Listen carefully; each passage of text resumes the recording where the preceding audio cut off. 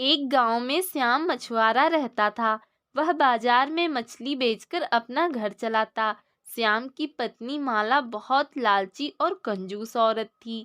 एक दिन श्याम मछलियां बेचकर घर आता है। माला, ये लो आज की दिन भर की कमाई। बस इतने से ही रुपए? आज क्या मछलियां कम पकड़ी थी? नहीं माला, मछलियाँ तो खूब पकड़ी थी और अच्छे दाम मिल गए तो मैंने सारी बेच दी। और देखो, रोज के मुकाबले आज कितनी अच्छी कमाई हुई है। क्या इतने कम रुपयों को तुम इतनी अच्छी कमाई कहते हो? हे भगवान, तुम्हें कब अक्ल आएगी? लोग तुम्हारे सीधेपन का फायदा उठाते हैं। अगर तुम ज्यादा रुपए में मछलियां बेचते तो ज्यादा रुपए कमाते। नहीं माला, ऐसी बात नहीं है। मुझे ईमानदारी से काम करना अच्छा लगता है। लोग मुझसे खुश रहते हैं। लोग तुमसे खुश होते होंगे, पर मैं नहीं। देखो, अब मैं और इस गरीबी को नहीं झेल सकती। मुझे ढेर सारे रुपए चाहिए, वरना मैं अपने घर चली जाऊंगी और तुम अपनी ईमानदारी लेकर बैठना, समझे? माला की बातें सुनकर श्याम उदास होकर नदी के किनारे बैठा होता है।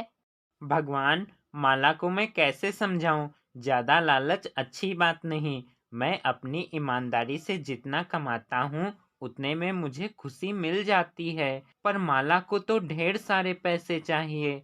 अब मैं उसे इतने सारे पैसे कहाँ से लाके दूं? तभी अचानक नदी से एक पेड़ निकलता है। वह पेड़ बहुत ही शानदार होता है, जिसे देखकर श्याम आश्चर्यचकित रह जाता है। अरे, ये क्या? नदी से पेड़ निकला? ये मैं क्या देख रहा हूँ? ये सच है या सपना? श्याम, तुम कोई सपना नहीं देख रहे। ये सब कुछ सच है। श्याम, मैं एक जादुई पेड़ हूँ। मैंने तुम्हारी सारी बातें सुनी। तुम बहुत दयावान और ईमानदार हो। मैं तुमसे प्रसन्न हुआ, इसलिए मैं तुम्हें ये उपहार देना चाहता हूँ। जादुई पेड़ श्याम को एक खजाने से भरी मटकी देता है और वापस नदी में चला जाता है। ये क्या? इस मटकी में तो काफी सारा खजाना है। जल्दी से इसे घर ले जाता हूँ। श्याम उस खजाने से भरी मटकी को लेकर घर आता है। कहाँ गए थे आप? मैं कब से आपका इंतजार कर रही हूँ। और ये आपके हाथ में मटकी कैसी है? माला, देखो मैं क्या लेकर आया हूँ।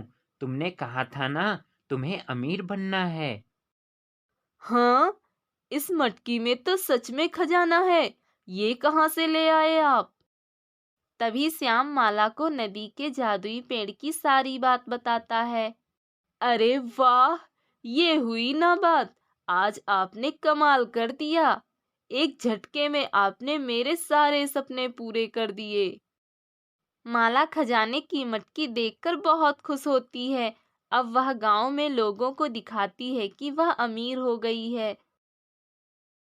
सारे गांव में श्याम को खजाने की मटकी मिलने की चर्चाएं होने लगीं। अरे बहन माला, मैंने सुना है तुम्हें खूब सारा खजाना मिला है। अब तो तुम बहुत अमीर हो गई हो। हाँ हाँ, सही कहा तुमने।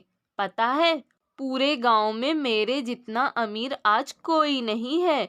मैं जो चाहूं वो खरीद सकती हूँ।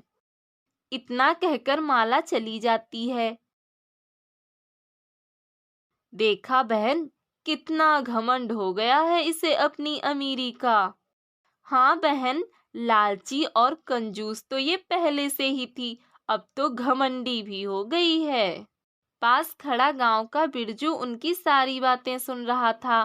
कई दिनों से सुन रहा था कि श्याम को खजाना मिला है। आज तो माला के मुंह से सुनकर पूरा यकीन हो गया। सोच रहा हूँ आज रात ही चोरी कर लेता हूँ। कई दिनों से चोरी भी नहीं की है। काफी बड़ा खजाना हाथ लगेगा। उसी रात बिरजू श्याम के घर चुपके से खजाने से भरी मटकी चुरा लेता है। सुबह जब माला देखती है, हाय ये क्या, खजाने की मटकी कहाँ गई? यहीं तो रखी थी, कहाँ गायब हो गई? क्या हुआ माला?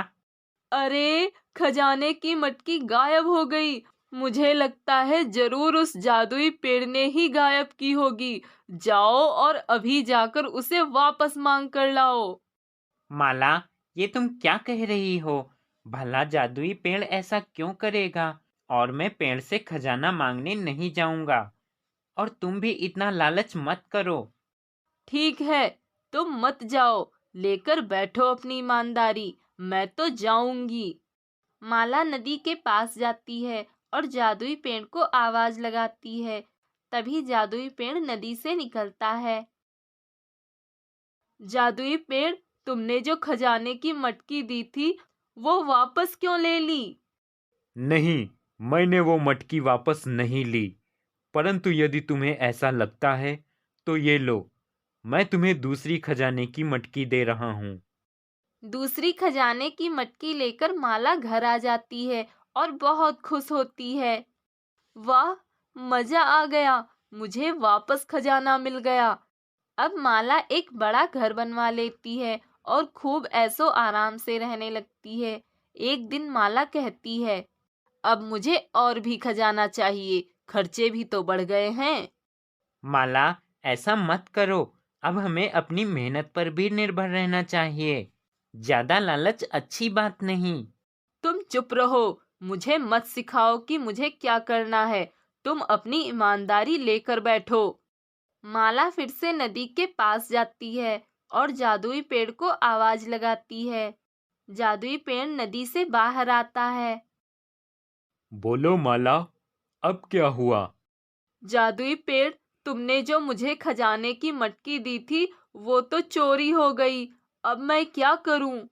ठीक है, ये लो, एक और खजाने की मटकी। माला फिर खजाने की मटकी लेकर आ जाती है। वाह वाह, क्या बात है, कितना मजा आ रहा है। मुझे फिर से खजाना मिल गया, पर ये भी तो जल्दी ही खत्म हो जाएगा। मैं एक काम करती हूँ, एक बार और मांग लेती हूँ, फिर ढेर सारा खजाना हो जाएगा।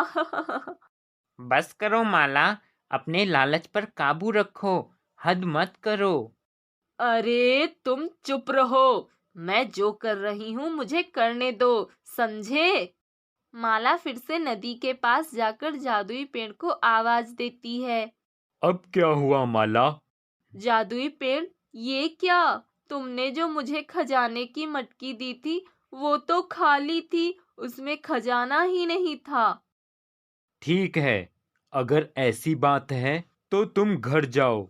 इस बार तुम्हें सब कुछ बदला हुआ मिलेगा।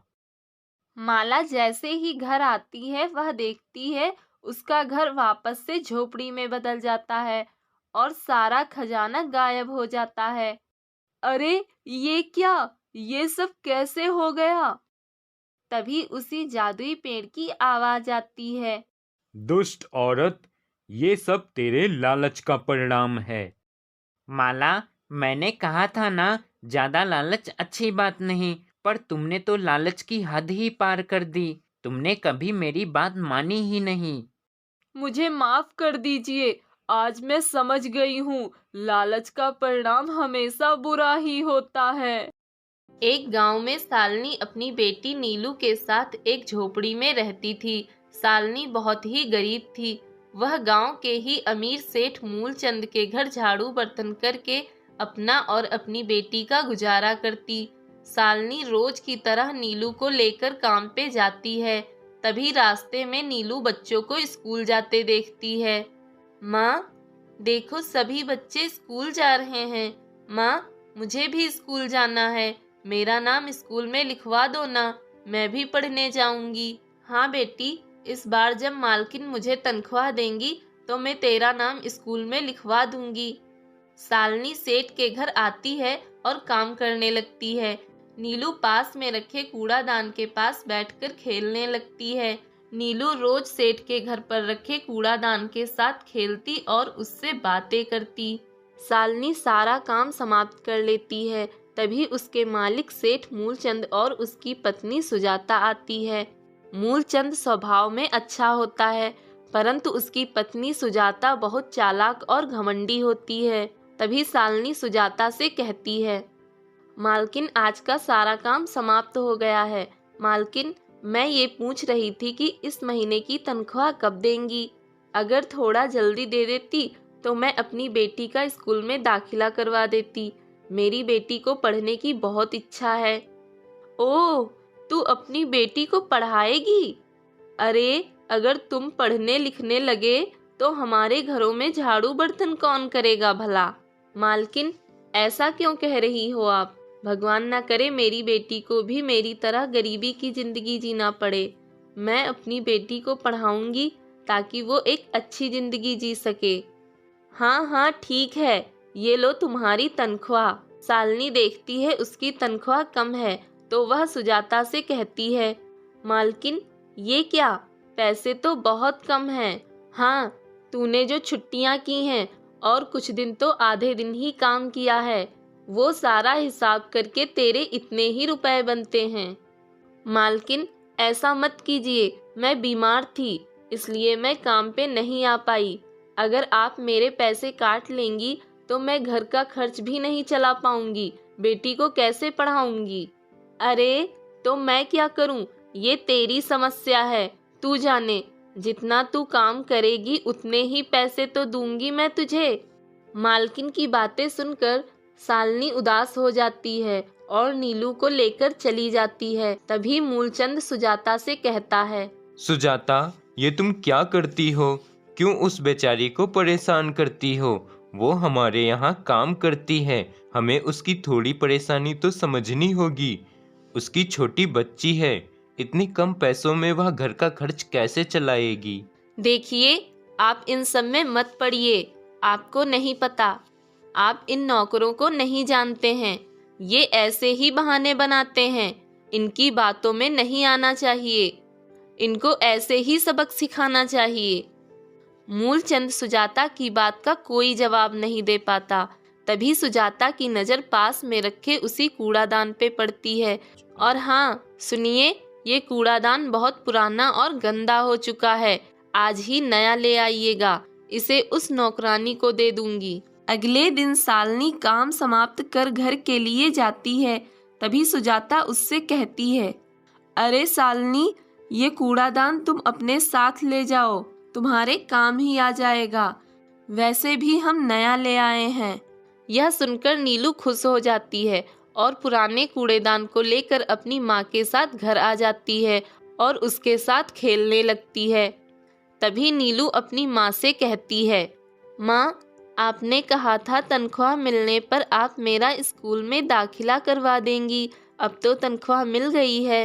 नीलू की बात सुनकर शालिनी दुखी होकर नीलू से कहती है, नीलू मेरी बेटी, मैं तेरे सवाल का क्या जवाब दूं? हमारी मालकिन ने जो पैसे दिए हैं उसमें तो 2 वक्त की रोटी हो जाए वही बहुत है। माँ, आप परेशान मत हो, अब मैं आपसे जिद नहीं करूँगी, मैं घर पर ही पढ़ लूँगी और मैं 2 वक्त की जगह 1 वक्त की रोटी खा लूँगी। नीलू की बातें सुनकर शालिनी बहुत दुखी होती है। तभी कूड़ादान दोनों की बातें सुन रहा होता है और अचानक से बोलता है, नीलू, शालिनी, तुम दोनों दुखी मत हो, अब मैं हूं ना तुम्हारे साथ। कूड़ादान को बोलते देख नीलू और उसकी माँ दोनों आश्चर्यचकित रह जाते हैं। कूड़ादान, तुम बोल सकते हो? हाँ नीलू, मैं बोल सकता हूँ क्योंकि मैं एक जादुई कूड़ादान हूँ। अच्छा हुआ तुम्हारी मालकिन ने मुझे निकाल दिया क्योंकि वो एक घमंडी और लालची औरत है, इसलिए मैंने वहाँ तुमसे कभी बात नहीं की। तुम दोनों बहुत अच्छे और दयालु हो, इसलिए अब तुम्हें परेशान होने की कोई ज़रूरत नहीं है। मैं तुम्हारी सारी परेशानियों को दूर कर दूंगा। जादुई कूड़ादान, पर तुम हमारी समस्याओं को कैसे दूर करोगे? अभी दिखाता हूँ। घर का कूड़ा लेकर आओ और मेरे अंदर डाल दो, फिर देखो मेरा कमाल। कूड़ादान के ऐसा कहते ही शालिनी घर का कूड़ा लाती है और कूड़ेदान में डाल देती है। कूड़ेदान में कूड़ा डालते ही कूड़ा सोने का बन जाता है। यह देख शालिनी आश्चर्यचकित रह जाती है। हा हा हा हा, देखा मेरा जादू, मैं कूड़े को सोना बना सकता हूँ। अब तुम्हें उस लालची और घमंडी औरत के घर काम करने नहीं जाना पड़ेगा और नीलू भी अब पढ़ सकेगी। एक गांव में राजू नाम का एक व्यक्ति रहता था जिसके सिर में बाल नहीं थे। अक्सर लोग उसके बालों को लेकर उसका मजाक बनाते थे। राजू तरह तरह के तेल खरीद के लाता और उसे अपने सिर में लगाता, लेकिन फिर भी उसके सिर में बाल नहीं उग रहे थे। एक दिन राजू बाजार से कुछ लेने जाता है। वहीं एक दुकानदार राजू का मजाक बनाता है। ए राजू, अरे बाजार में क्या कंघी लेने आए हो? आओ आओ, अपने बालों के लिए एक कंघी ले लो। आओ आओ, एक कंघी ले लो आकर। दुकानदार की बातें सुनकर राजू गुस्से में वहां से चला जाता है। चलते चलते राजू एक घने जंगल में पहुंच जाता है। वहीं एक पेड़ की छांव में बैठकर राजू खुद से बातें करने लगता है। हे भगवान, तुमने मेरे साथ ये नाइंसाफी क्यों की? सबको बाल दिए पर मुझे क्यों नहीं दिए? मैंने किसी का क्या बिगाड़ा था? जहां भी जाओ लोग मुझे गंजा टकला कहकर चिढ़ाते रहते हैं और मुझसे कंघी लेने को कहते हैं। अरे जब मेरे बाल ही नहीं हैं तो मैं कंघी लेकर क्या करूँगा भला? ऐसे जीने से तो अच्छा मर जाना ही बेहतर है। मरना किसी समस्या का हल नहीं है मित्र। अरे यह किसकी आवाज है? लगता है कोई है यहाँ पे जो मेरी बातें सुन रहा है। कौन है? कौन है यहाँ पे? मैं पेड़ हूँ मित्र, जिसकी छाँव में तुम बैठे हो। अरे पेड़, क्या तुम बोल सकते हो? अरे हाँ, तुम तो पेड़ हो, पर तुम तो इंसानों की तरह बोलते हो, ये कैसे? हाँ मित्र, मैं बोल सकता हूँ, क्योंकि मैं कोई साधारण पेड़ नहीं, मैं एक जादुई पेड़ हूँ और मैंने तुम्हारी सारी बातें सुन ली हैं और मैं तुम्हारी मदद करना चाहता हूँ। इसलिए मैं तुम्हें ये कंघी देना चाहता हूँ। ये लो, इसे रोज अपने बालों में लगाना, फिर सब ठीक हो जाएगा। राजू कंघी लेकर घर आ जाता है और वह उसे अपने सिर में जैसे ही लगाता है, उसके सिर में काले घने बाल आ जाते हैं।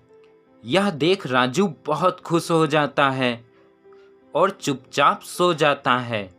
सुबह राजू देखता है कंघी के पास कुछ सोने के सिक्के रखे होते हैं।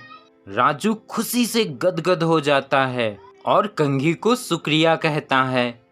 तुम्हारा बहुत बहुत धन्यवाद कंघी, तुम्हारी वजह से मेरे बाल आ गए।